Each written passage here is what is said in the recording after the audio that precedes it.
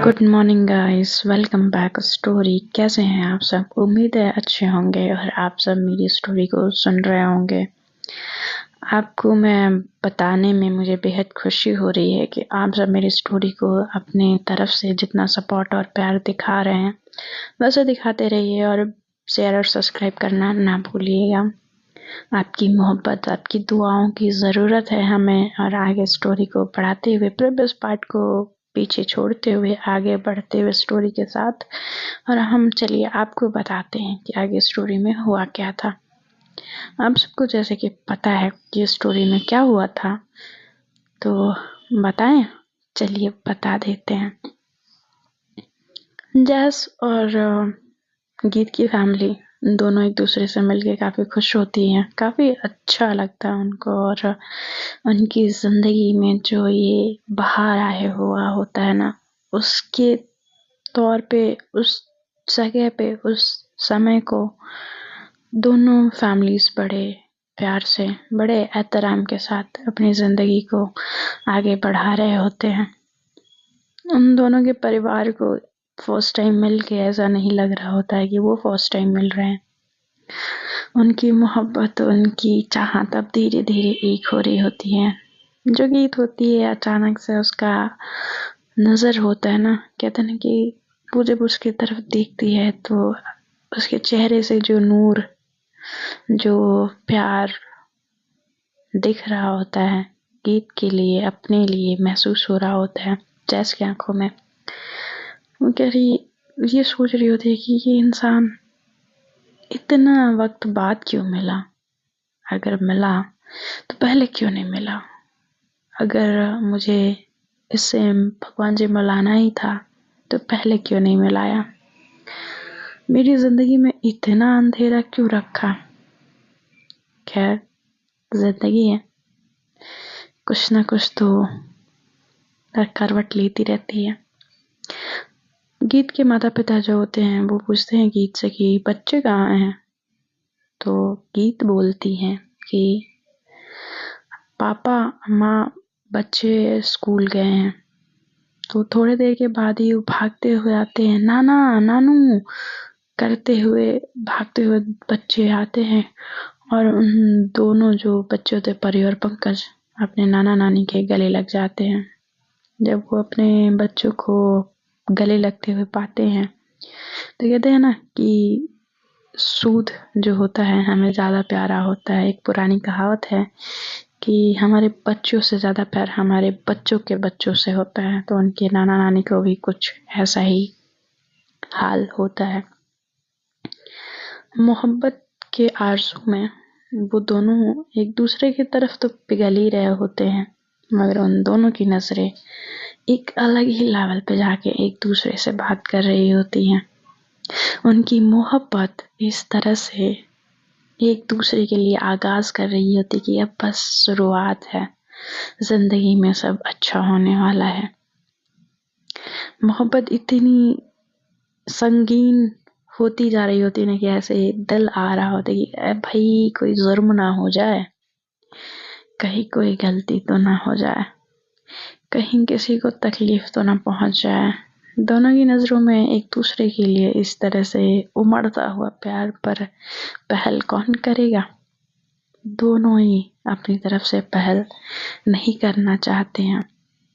जब उन दोनों की आंखों में एक दूसरे के लिए चाहत झलक ही रही होती है, बाकी उन दोनों को छोड़ के सबको पता चल रहा होता है। धीरे धीरे एक दूसरे के लिए झुकाव महसूस हो रहा होता है। अब जब सारे फैमिली वाले मिल लेते हैं, पंकज और परी भी मिल लेते हैं, तो पंकज और परी को गीत कहती कि चलो बच्चों जल्दी से आ जाओ, मैं आप दोनों को फ्रेश करके नीचे ले आते हैं, तब आप नाना नानू से बात करना, नानू अभी रुकेंगे, नानी भी रुकेंगी। तो कहती कि क्या माँ सच्ची? तो हाँ सच्ची। तो कहती हैं कि ठीक है, आप चलो जल्दी जल्दी चलो, जल्दी से तैयार कर दो हमको, और हमें नाना नानू के साथ खेलना है। तो वो कहती हाँ हाँ चलो चलो चलो, जल्दी जल्दी जल्दी जल्दी चलो बच्चों। वो ऐसे बोल के अपने बच्चों को लेके तो जाती हैं। जब उनको समझ आता है कि इनके बच्चे फिर कहते कि नहीं, आप नहीं लेके जाओगे, हमें हमारे फ्रेंड लेके जाएंगे। तो वो ये सोच के हंसने लगती हैं कि मतलब ये बच्चों का क्या है भाई, अचानक से इनके फ्रेंड इतने ज़्यादा, इनसे कैसे। अब उनके बच्चे उनको छोड़ के अब वो जैस के साथ जाते हैं। यहाँ पे रागिनी जो होती है उन दोनों की बढ़ती हुई करीबी को, उन दोनों के दरमियान जो एक होता ना कि मैजिकल मोमेंट जो होता है वो क्रिएट हो रहा होता है। अब वो एक दूसरे से दोनों ही धीरे धीरे जुड़ रहे होते हैं। दोनों की जिंदगी में किस तरह का भूचाल आया होता है पता ही नहीं होता है। मोहब्बत होता है, मोहब्बत की शुरुआत होती है और दोनों की आंखों में एक दूसरे के लिए बेपनाह प्यार इस तरह से उमड़ रहा होता है। जब जैस लेके जा रहा होता तो गीत पीछे से आती है। गीत जब पीछे से आती है तो कहती कि आप कुछ ज़्यादा खुश लग रहे हो।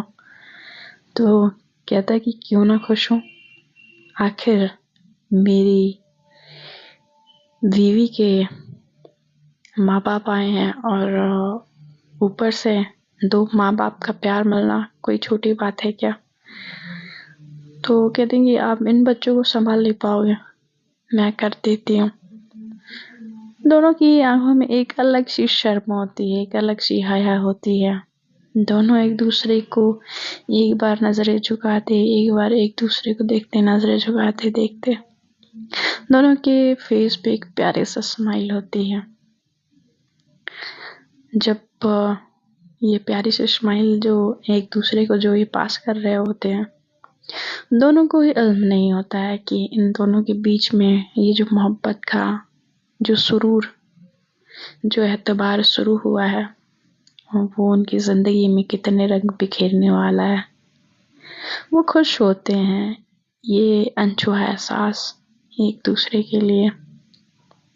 गीत के लिए तो नया होता है, पुरानी जिंदगी में उसने सिर्फ अपने रिश्ते को निभाया होता है। बस उस जिंदगी में उसने जब अपनी जिम्मेदारियों को अपनी जिंदगी मान ली होती है तो वो भूल सी गई होती है कि प्यार, एतबार, किसी के लिए इंतजार, किसी के लिए पूरी जिंदगी इस तरह से गुजार देना कि बस तुम सा कोई ना। जो गीत होती है ना, अभी धीरे धीरे जो उसको एहसास हो रहा होता है, उस एहसास में वो खोने लगी होती है। उसके बदन में एक अजीब सी गुदगुदी होने लगी होती है। जब जब वो गीत के जैस के बारे में सोचती, उसको अलग सी खुशी होने लगती। फिर स्टोरी के दूसरी तरफ आते हैं। स्टोरी में दूसरी तरफ ये है कि रागिनी जो है वो चाहती थी कि इन दोनों की जिंदगी में खुशी आए। वो एक वैम्प बन के नहीं आती है, एक शुभ चिंतक बन के आती है। उन दोनों के बीच में जो बातें नहीं होती हैं एक दूसरे से, वो बातों को कहीं ना कहीं रागिनी सॉर्ट करा रही होती है। पहले तो खैर उसको जलन हुई होती है गीत को जैस के साथ देख के, मगर जब उन दोनों के बीच का प्यार देखती है तो अब वो समझ जाती है कि अब इन दोनों के बीच में मेरे लिए कोई जगह नहीं है।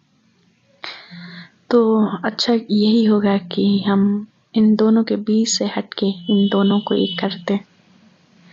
रागिनी इन दोनों के बीच में जो अनकहा प्यार का जो खुमार चल रहा होता है वो अच्छे से समझ रही होती है।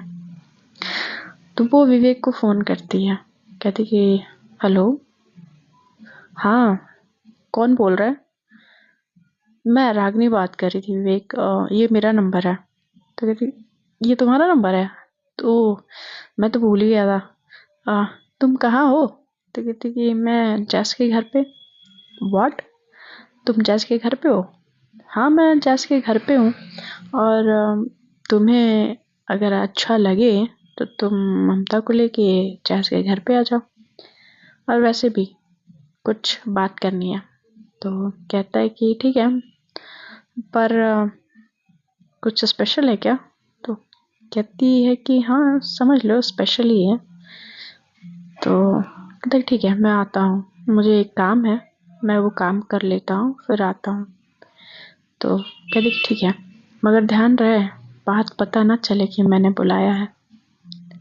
तो वो कहता है कि ठीक है, नहीं पता चलेगा, बिलीव मी। तो कहती कि ओके। और ममता को लाना तो कहना कि वो रिलैक्स रहे, मैं यहाँ पे कुछ गलत नहीं करूँगी। तो कहती हाँ तुम गलत समझ रही हो रागिनी। तो विवेक बोलता है ये। तो रागिनी बोलती है विवेक, मैं बच्ची नहीं हूँ यार, मैं समझती हूँ कि ज़िंदगी में क्या चल रहा है, कैसा चल रहा है। और मैं जैस के लिए काफ़ी खुश हूँ कि वो जैसे लड़की को उम्मीद कर रहा था उसको वैसी लड़की मिली है। तो विवेक, अरे हाँ यार, गीत भाभी बहुत अच्छी हैं, उनका एक सुलझा हुआ नेचर और एक बहुत पोलाइट इंसान, इतनी सच्ची, उनके चेहरे से ही पता चलता है। तो चलिए हाँ वो तो है। तो कहते कि अच्छा ठीक है, ऐसे ही बातें करके वक्त मत गवाओ, आ जाओ। तो कहते कि हाँ हाँ मैं आता हूँ। वो फ़ोन रख देता है, विवेक फ़ोन रख देता है। कहते अच्छा ठीक है मैं रखता हूँ, फिर मैं आके कॉल करता हूँ। तो कहते कि ठीक है ओके। जब रागिनी ये बात करके फ़ोन रख देती है, उन दोनों को दूर से खड़े होके एक दूसरे के साथ मस्ती करते हुए उनको देख के रागिनी को काफ़ी अच्छा लगता है। रागिनी उन दोनों की खुशी से बेहद खुश होती है। उसको ये लगता है कि शायद मैंने जो नहीं दिया जैस को वो गीत देगी, जो प्यार मैंने नहीं दिया, जो उसको भरोसा चाहिए था वो मैंने नहीं दिया। वो उन दोनों के बीच में जो ये प्यार और अलग सा आगाज जो स्टार्ट हुआ होता है, वो धीरे धीरे उन दोनों को करीब तो ला ही रहा होता है। उन दोनों की जिंदगी में जो बीते हुए कल में उनकी जिंदगी जैसी ही रही होती है, उनसे छुटकारा भी दिला रहा होता है। जैस और गीत बच्चों को नहलाने के लिए लेके जाते हैं। जब वो नहलाने के लिए जा रहे होते हैं तो गीत कहती है जैस आप रहने दीजिए, आपसे नहीं हो पाएगा, और मैं कर रही हूँ ना, पता है ये बच्चे बहुत शैतान हैं। तो जैस, गीत, मैं भी बच्चे संभाल सकता हूँ, मत ये मत समझो कि मुझसे बच्चे नहीं संभलते हैं, मैं बहुत अच्छे से संभाल सकता हूँ, तुमसे भी अच्छे से। वो अपने कोट की जो बाजू होती है वो चढ़ नहीं रही होती, तो कोट को उतार के अपने स्लीव्स को ऊपर चढ़ाता है और कहता है कि देखो, जब बच्चे जो होते हैं काफी शैतान होते हैं। बच्चों चलो चलो चलो चलो, मैं नहलाऊंगा आपका फ्रेंड, और मम्मी से ज्यादा अच्छे से नहलाऊंगा, है ना, मम्मी को बता दो। तो बच्चे परी और पंकज कहते हाँ हाँ माँ, फ्रेंड ना बहुत अच्छे से नहलाएंगे, आप रहने दो, आप रोज नहलाते हो ना, आप रहने दो। गीत कहते कि बच्चों, पता ना, फ्रेंड को ऑफिस भी जाना है और इस तरह से परेशान कर रहे हो, अच्छी बात नहीं है ना, मैं कर देती हूँ ना। इधर गीत बोल रहे थे कि मैं कर देती हूँ ना, इधर जैस बोल रहा था कि मैं कर देता हूँ ना। दोनों को देख रहे होते हैं बच्चे, अरे भाई आप दोनों मैं करके हम दोनों को पानी में खड़ा रखोगे क्या? तो oops, sorry sorry sorry sorry sorry बच्चों, सॉरी। गीत और जैस दोनों ही बैठ जाते हैं वॉशरूम में और बच्चों को नहलाने लगते हैं। और उनके हाथ कभी टच होते हैं, कभी एक दूसरे के चेहरे पे पानी के जो छींटे होते हैं, जो बूंदे होते हैं, वो कभी आ गिरती हैं। वो दोनों एक अपनी ही दुनिया में खो से जाते हैं। उनकी दुनिया जो होती है ना, उन तक ही होती हैं, वो और गीत और उनके बच्चे। जब वो गीत बच्चों को नहला रही होती है तो जैस की आंखें गीत पे टिक सी जाती हैं। एक ऐसे ही उनके दिमाग में ये चीज चल रही होती है कि तुझसा खूबसूरत कुछ नहीं, तुझसा खूबसूरत कुछ नहीं, तू है तो जिंदगी है, तू है तो जिंदगी है, जिंदगी में तुझसा खूबसूरत कोई नहीं। जब वो ये चीजें सोच ही रहा होता है तो गीत उसके फेस पे चुटकी बजाती है। क्या हुआ जैस? तो जैस, कुछ नहीं गीत, क्या होगा, बस ऐसे ही। तो चेहरे पे कुछ लगा है क्या मेरे? तो जैस, नहीं। गीत, ओके। जैस, ठीक है।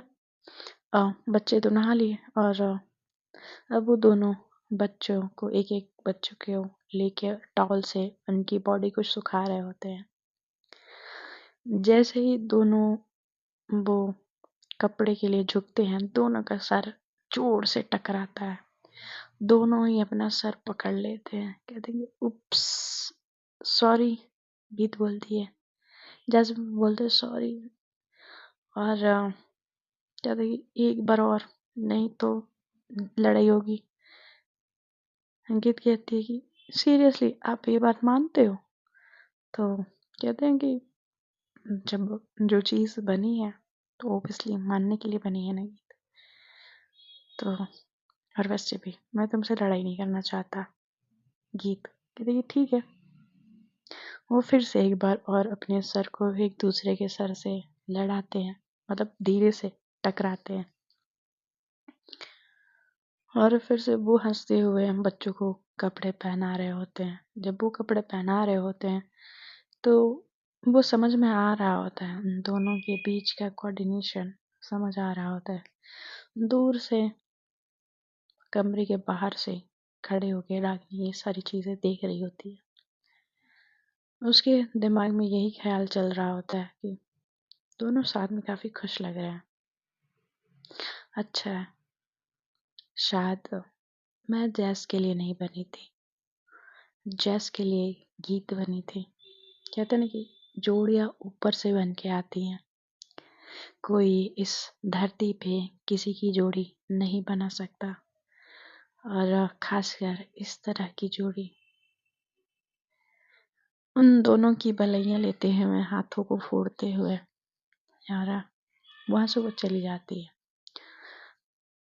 जब वो जाती है तो उसके दिमाग में उन दोनों के हंसी खुशी, एक दूसरे के साथ ऐसे वक्त बिताते हुए, रागिनी को अपना वक्त याद आ रहा होता है कि जैस उसके लिए कितना कुछ करता। जब वो रूठ जाती तो उसके लिए बुके, चॉकलेट्स, गिफ्ट, टेडी सब लाता। जब वो उसको इम्प्रेस करना होता तो उसकी फेवरेट चीज़ें मंगा के उसको खिलाता। उसका हर एक पॉइंट पे, हर एक जगह पे उसका कितने प्यार से ध्यान रखता। वो ये सारी चीज़ें यहाँ पर सोच रही होती है, उसके दिमाग में वो अपनी पुरानी यादों को तरोताज़ा कर रही होती है। जब उसकी मोहब्बत उसके सामने किसी और की मोहब्बत बन रही होती है तो उसके दिल में एक टीस उठ रही होती है। एक टीस ऐसा कि उसके लिए वो खुश भी होती है, मगर कहीं ना कहीं उसके दिल में दर्द भी हो रहा होता है। उसको वो जाके कह नहीं पाती कि जैस मत करो, मगर अपने दिल के दर्द को दबा भी नहीं पा रही होती है। मोहब्बत इस तरह से उसको अब तन्हा कर रही होती है कि शायद अब वो तन्हाई उसको समझ आने लगी होती है। जिंदगी में फ्रेंड्स, जिंदगी में हम बहुत सारी गलतियां करते हैं, बहुत कुछ गलत करते हैं, किसी के साथ अच्छा करते हैं, किसी के साथ बुरा करते हैं, मगर कुछ तो करते हैं। जिंदगी कहीं रुक सी जाती है, कहीं हम रुकते हैं, रुकाते हैं और फिर किसी को अपने साथ चला के कुछ चंद कदम और उनको यूं ही रास्ते पे अकेला छोड़ के चले जाते हैं। अगर किसी से प्यार हो तो इनकार कभी मत करना, और किसी से प्यार ना हो तो उसको उस प्यार पे एतबार मत करना। खैर, आगे बढ़ते हैं, स्टोरी को बताते हैं। जो सॉरी कंगना, अरे यार, सॉरी सॉरी सॉरी जैस और गीत दोनों ही अपनी दुनिया में खोए से होते हैं। उन दोनों की ये छोटी छोटी बातें, छोटी छोटी चीजें, और एक टाइम ऐसा होता है कि जैस बोलता है कि गीत, ये कपड़ा अच्छा नहीं लग रहा है बच्चों पे, आई थिंक हमें दूसरा कपड़ा पहनाना चाहिए। तो गीत उसको घूर के देखती है और कहती कि जैस, ये कपड़े काफी अच्छे लग रहे हैं बच्चों पे। जैस कहता है कि नहीं, मुझे नहीं अच्छे लग रहा है। क्यों बच्चों, ये कपड़े अच्छे लग रहे हैं? तो कहते हैं कि नहीं फ्रेंड, मुझे भी नहीं अच्छा लग रहा। तो कहते हैं कि यही कपड़े अच्छे हैं। और अपने फ्रेंड को अगर कंप्लेन कर रहे हो ना, तो अपने फ्रेंड से ही बोलो कि पहनाए कपड़े, मैं जा रही। वो अपने बालों को ऐसे झटकते हुए और वहां से चली जाती है। तो कहती कि जो उसकी बेटी होती है, कहती कि माँ, आपने तो स्टाइल मारा ना। तो कहती है कि हाँ, मैंने स्टाइल मारा। तो पर ऐसे नहीं, ऐसे करो ना। वो अपने बालों को ऐसे झटकाते हुए दिखाती है, वहां पे हंसने लगते हैं। जैस और गीत दोनों ही एक दूसरे को देख के हंसने लगते हैं। जैसे ही जो गीत होती है, वो जैस को देख के फिर अपनी नजरें झुका के जो गीले कपड़े होते हैं वो वॉशरूम में रखती है। जब वो वॉशरूम में वो रख रही होती है तो गीत जो होती है वो सोच रही होती है अभी जो इंसिडेंस हुआ होता है, और ये इंसिडेंस देख के काफी उसको अच्छा लग रहा होता है। उसकी जिंदगी में जो खालीपन होता है, जो एक होता नहीं पार्टनर, जिस पार्टनर का इमेजिनेशन वो की होती है, वो उसके साथ होता है। अब ये सारी चीजें होने के बाद अपने बच्चों को लेके वो नीचे उतर रहे होते हैं। जब वो नीचे उतर रहे होते हैं तो उनकी माँ और सासू माँ, दोनों की सासू माँ देख के कहते कि हाय, मेरे बच्चों की नजर ना लगे, और कितने अच्छे लग रहे हैं साथ में। दोनों ही माएँ जैस की और गीत की खुश होते हैं। गीत कहती है कि माँ, आपको कपड़े चेंज तो नहीं करने? तो उसकी माँ कहती है कि हाँ बेटा, थोड़े हल्के कपड़े तो पहनने हैं। तो वो कहती कि चलिए ना साथ में, मैं आपको चेंज करवा देती हूँ, मैं कुछ आपको हल्के कपड़े दे देती हूँ। तो कहती है कि हाँ चलो। और उधर से ये जो बच्चे होते हैं ना, वो गीत के मॉम को तो गीत लेके चली जाती हैं, मगर जो जैस की मॉम होती है वो नीचे रहती है। कहती है कि बेटा ध्यान से, और माँ को कुछ लगे तो दे देना, सोचना नहीं, और अगर कुछ मंगवाना हो तो बाहर से मंगवा लो। वो ऐसा कह के कहती कि और जैस, तुम्हें ऑफिस नहीं जाना? तो कहते हैं कि नहीं माँ, जाना तो है, थोड़ा सा काम भी है मुझे। तो आप सब गप्पे लड़ाइए और मैं आता हूँ बस थोड़ी देर से। और वो गीत की तरफ एक नजरें उठा के बस पल के झुकाता है, और गीत भी उधर से इशारा पलकों में ही कर देती हैं। उन दोनों के बीच में जो इशारे इशारे वाला जो सीन होता है, रानी और रूप और पुनीत दोनों ही देख रहे होते हैं। पुनीत देख के रागिनी के पास आके खड़ा होता है, कहते कि अब कैसा लग रहा है आपको? मुझे यकीन है कि आपको पछतावा ही हो रहा होगा मेरे हीरे जैसे भाई को खो के। तो कहते कि मुझे पछतावा तो नहीं हो रहा पुनीत, तुम्हें लग रहा होगा कि मुझे दुख हो रहा है। मुझे जैस के लिए खुशी है, शायद मैं ये खुशी उसको कभी ना दे पाती जो गीत ये खुशी दे रही है। और पूरी फैमिली देखो ना कितना खुश है। इन दोनों की इस जोड़ी से दोनों ही फैमिली काफ़ी खुश है और मैं इस बात से खुश हूँ। जब रागिनी ऐसे बोल रही होती है, पुनीत तो उसको बड़े ध्यान से देख रहा होता है कि मतलब ये क्या है, ये कैसी लड़की है यार। तो कहते कि तुम कैसी लड़की हो यार कि तुम्हारा एक्स किसी और के साथ खुश है और तुम्हें दुख नहीं हो रहा। तो कहती कि नहीं, मुझे दुख नहीं हो रहा, मुझे खुशी हो रही है कि शायद हमारी जोड़ी बनी ही नहीं थी, हम एक दूसरे के लिए बने ही नहीं थे, उसके लिए गीते ही सही थी और शायद इसीलिए हम अलग हो गए। और अब मुझे उन दोनों की जोड़ी से कोई ना जलन है ना होगी, मुझे बल्कि खुशी है कि मैं ये पल देख पाई अपनी आंखों से। जैसे जैस सालों पहले मेरे साथ शायद ऐसे खुश नहीं था जो अभी वो जिस तरह से खुश है। इन दोनों के बीच की नजदीकियां देख के ये समझ आ रहा है कि ये दोनों परफेक्ट कपल है। जब रागिनी ये कहती है तो पुनीत कहता है कि मतलब सच में यार तुम दिमाग के ऊपर से जा रही हो, मुझे समझ नहीं आ रहा कि तुम कैसे ये चीजों को एक्सेप्ट कर रही हो। मैं तो होता तो शायद मुझे ये चीज मैं झेल ही नहीं पाता।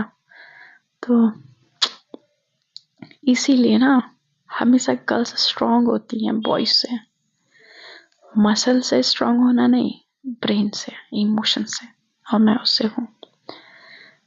और वो दूर खड़े हो गए जो उसको देख के एक चेहरे पे उसके स्माइल होते हैं रागिनी के, उसे पुनीत तो उसकी स्माइल को एक नजर भर के देखने लगता है।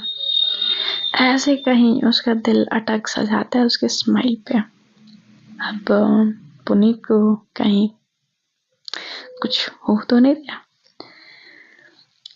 अब इधर जैस घड़ी में बैठता है और जो एक दूसरे से सर टकराया हुआ होता है वो प्यारी प्यारी मोमेंट्स, जो नजरें झुका के यूं उठाना, एक दूसरे को देखना, वो सारी चीजें याद करके उसको बड़ी खुशी सी होती है। और वो घड़ी चालू करता है और ड्राइव करते हुए पहुंचता है अपने ऑफिस। वहां पे आकांक्षा होती है, आकांक्षा जो अभी फिलहाल उसका काम कर रही होती है।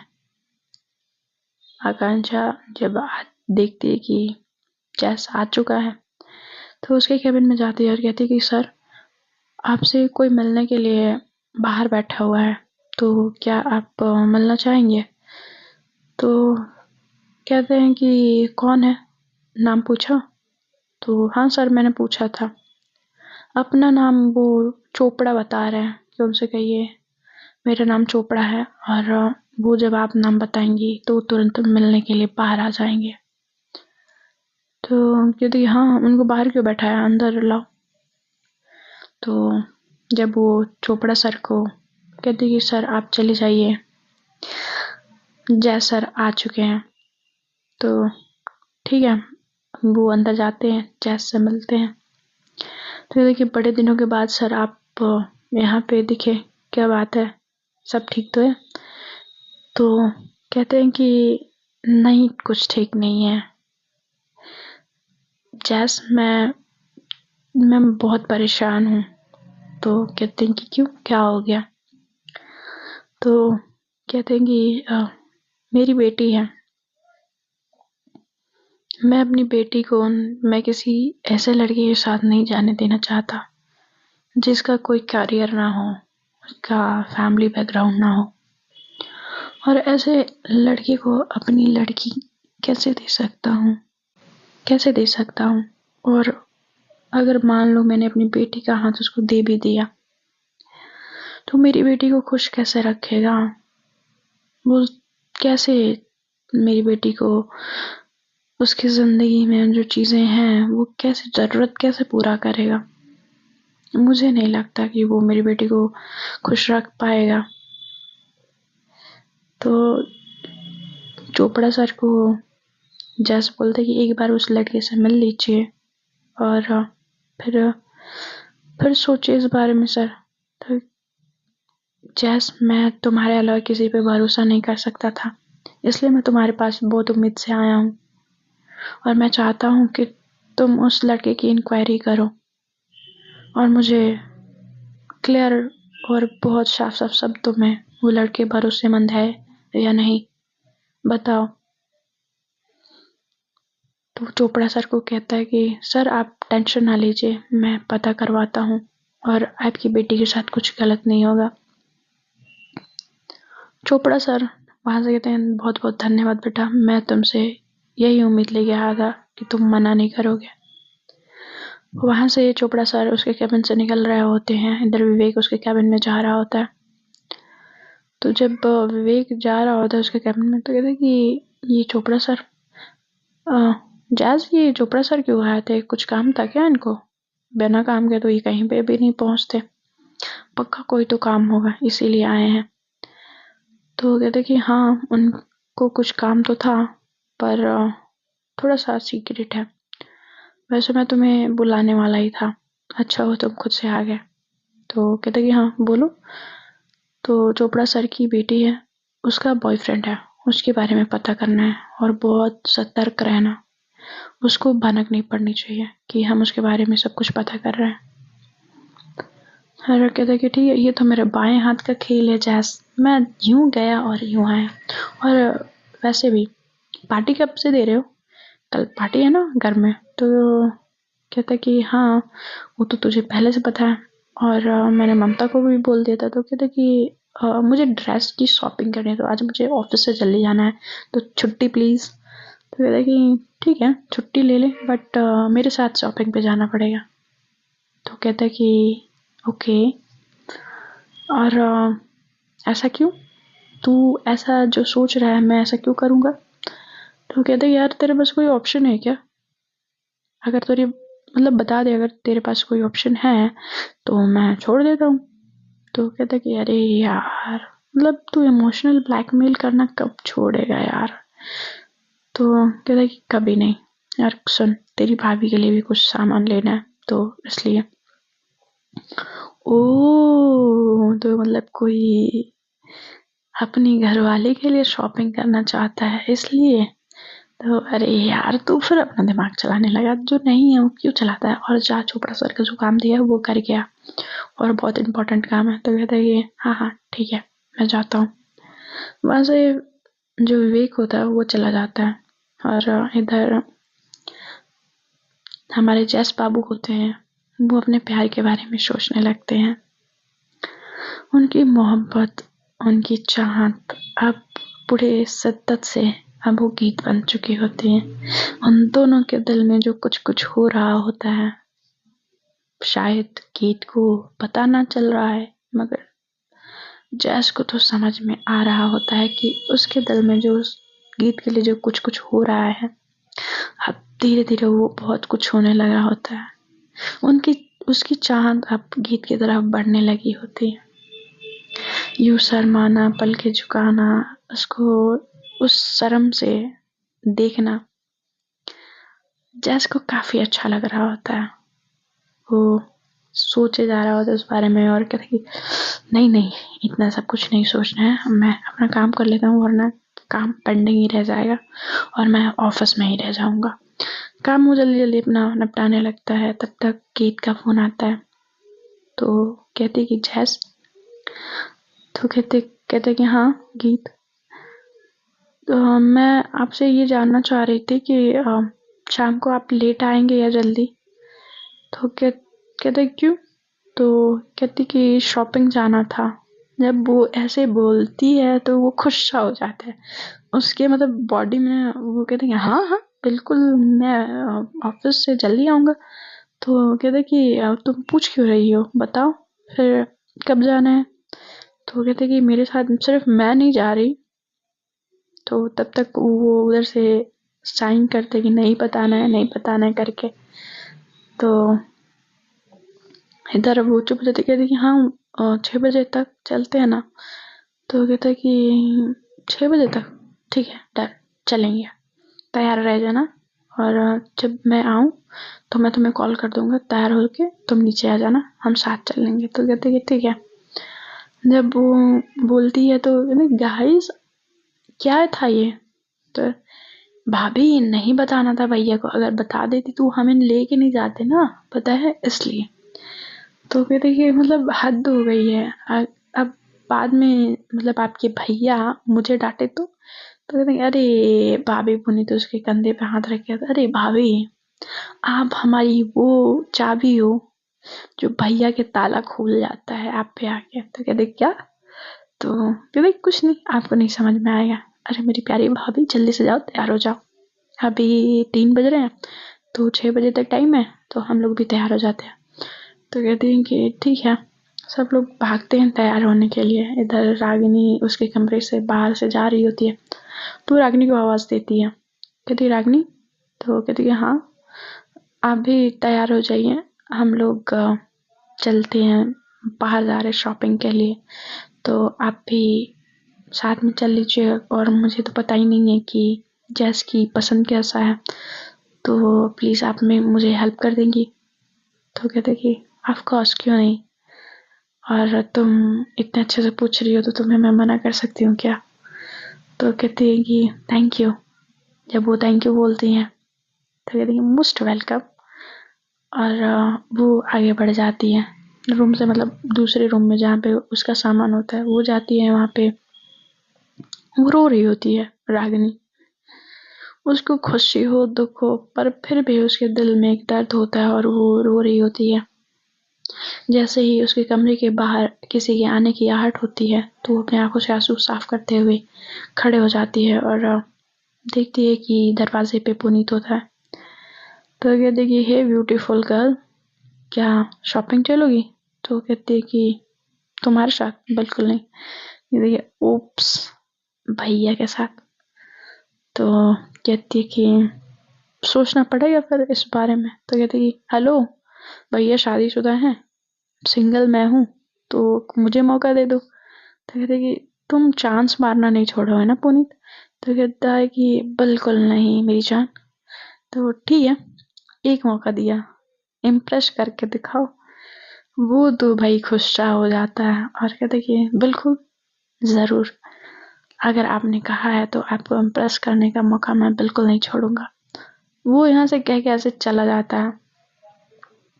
जब वो जाता है तो उसके दिल ही दिल में लड्डू बन रहे होते हैं, खारा होता बन रहे होते हैं। अब क्या होगा वो आगे जानते हुए पता चलेगा।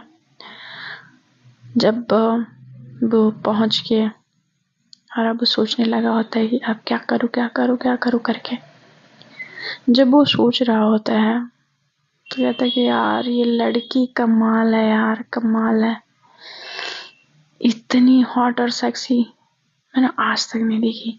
वो जल्दी जल्दी कपड़े पहन रहा होता है, परफ्यूम लगा रहा होता है, पूरे अच्छे से तैयार बालों लोग को सेट कर रहा होता है। तो देख इधर जैस भी गीत से मिलने की तड़प में जल्दी जल्दी अपने काम को निपटा रहा होता है और वो उसको गाना याद आ रहा था कि ऊपर जो देखूं तो ओशन ही ओशन है, नीचे जो देखूं तो आकाश में रोशन है, हमारी शादी में नहीं, हमारी तो शादी हो चुकी है, जल्दी जल्दी काम खत्म करते हैं। तो चलिए फ्रेंड्स, हम भी आपसे कल मिलते हैं। बाय बाय, टेक केयर और शेयर सब्सक्राइब करना ना भूलना।